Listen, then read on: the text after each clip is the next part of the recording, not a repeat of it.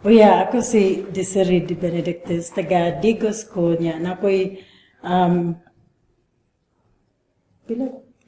pito ka igsuon nga lalaki, ako ra ang babae.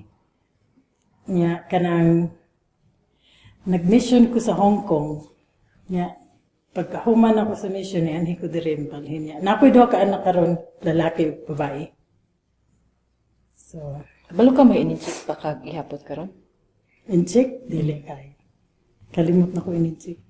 Si Dwayne, maayaw mo ni mag-ininchik. Trabaho nga ako, inchik man. Naku kabalo mo ininchik kay dugay. Pag mission ako, dili man gyud inchik akong kuan. Mga Pilipino man akong gituluan. Ug mga British. Pwede man pwede magtudlo sa mga Chinese. Pero nag-MTC ka sa Pilipinas. Sa Pilipinas, Dugay na kayo ito. mga pila na, mga 20 katuig na siguro. At sa tong tuig. Kuan man, 1983 man ko 93 man ko nag-mission. Mission. So, 93, 94. ito MTC Manila, di ba? Yeah, ibada mo sa Hong Kong. Nagpaabot ko sa akong visa, mga usa ko sa kabulan sa Quezon. Quezon City Mission niya uman ato din sa Hong Kong. Pila ka bang Pilipino? Tulo mi ka po.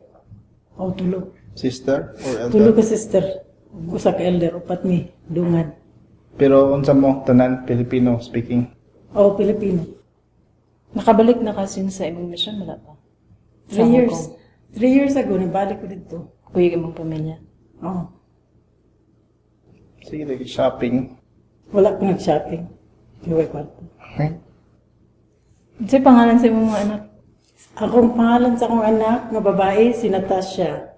Ang lalaki, Brayden. Si Natasha, 18 years old na siya. Si Brayden, 16 years old. College na si Natasha? Next year. Next year. Graduating siya karong kuwan. Kaila-ila ni Dwayne, no? Kailan na sila? Kaila dahil sila.